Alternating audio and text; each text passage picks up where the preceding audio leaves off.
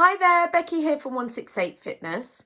Last week I kicked off with my steps to help you to achieve your spring summer health, fitness and weight loss goals.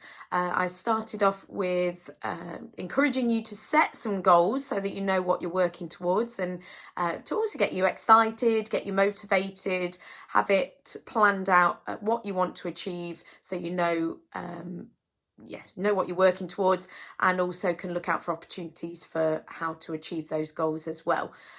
So hopefully you did set your goals. If you didn't, then do that first before you start taking action, because well, you can start taking action, but you don't know whether it's the right path for you if you're not sure what your goals are. So you need to be thinking about what you want to achieve, and then I can help you to decide how to achieve those goals.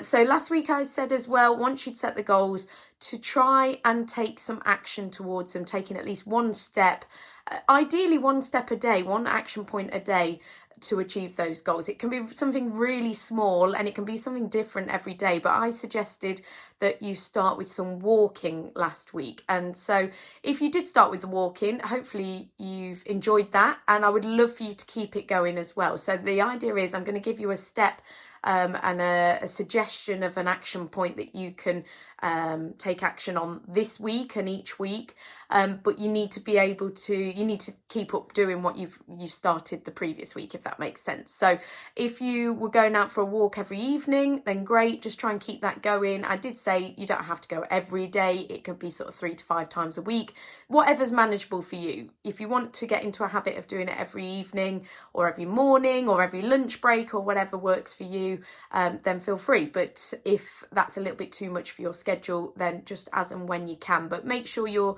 doing it as much as you can, giving it your best shot, and I promise you'll feel better for doing that. You'll burn some calories, you'll use some muscles that maybe you don't usually use if you're new to exercise. And also just feeling good. It's really good for mental health, really good boosting your energy levels, getting some vitamin D, being outside.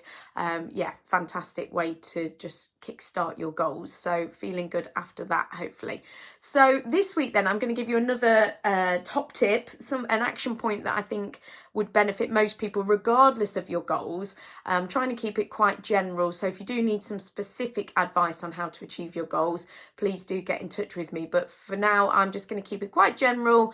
Even if you might think some of these goals are a bit more weight loss related, but they're not. They are more sort of for health as much as anything. So yes, you might burn some extra calories, or you might reduce your calorie intake, and that might result in some weight loss, but that's not always everyone's goal. So I'm trying to keep it sort of more positive and about sort of boosting your health and getting you feeling good this spring and into summer.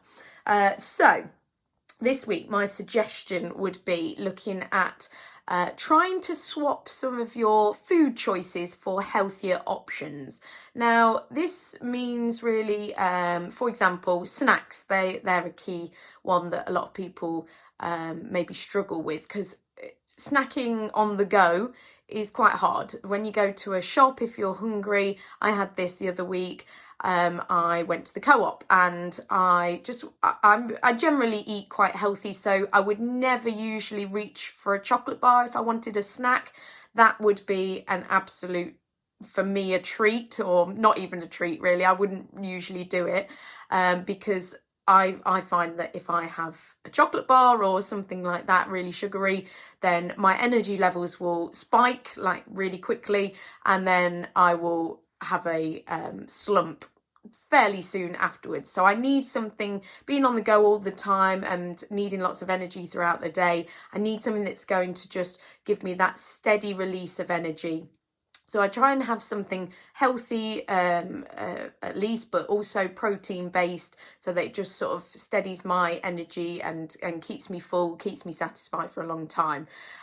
So yeah, when I was snacking on the go the other week when I was off, I found it really difficult to go into a shop and get something that was healthy and protein based and giving me still giving me that energy on the go, but I did manage to find it. So there are options. I opted for an apple and some nuts as a snack box of nuts or something.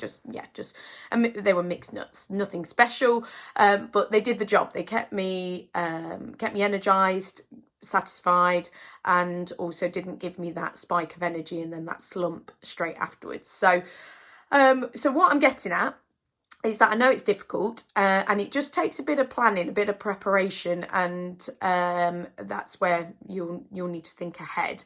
But my suggestion this week of what you can do to try and achieve your goals is to swap some of those unhealthy snacks or food choices that you may well be making for healthier alternatives. So I'm not saying cut out snacks. I do think that snacking is good if you are making sensible choices and you are keeping in mind calorie intake, and you don't need to snack if you're having substantial meals and you're not necessarily burning off too much energy in the day. You probably don't need to snack. But if you do find that you are getting hungry, or you find your energy levels are dropping sort of mid-morning or mid-afternoon, then that's when snacking is a good idea. But it's making the right choices. So fresh fruit is good, bananas are good, grapes are really good for giving you a proper spike of sugar, but healthy sugar. Things like nuts, just like a handful of nuts is really good. I like to have, when I'm at home, I have some cottage cheese. It's not for everyone, but for me, I find that it's a really good filling snack that is not too calorific. I have that with rice cakes or with oat cakes. They're another option. What else could you have? You just trying to swap those easy snacks like that most of the time you find on the go, like the chocolate bars, the biscuits, the crisps, whatever, or any of those things that are sort of high in sugar or high in fat, or just not that great for us.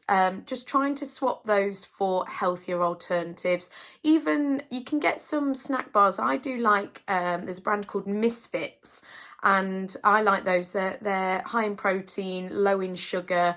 They are fairly expensive. You wouldn't want to necessarily be having them every day or multiple times a day. They are fairly pricey, and you could make something yourself at home, like a healthier sort of flapjack bar or something like that. Instead, you could find a recipe for that. But yeah, just that works for me to have one of those bars in the car when I am on the go. But it's all about being prepared, and all about preparing it in advance and making some healthier choices, basically. So yeah, if you've got any specific questions on that, then please do send me a message.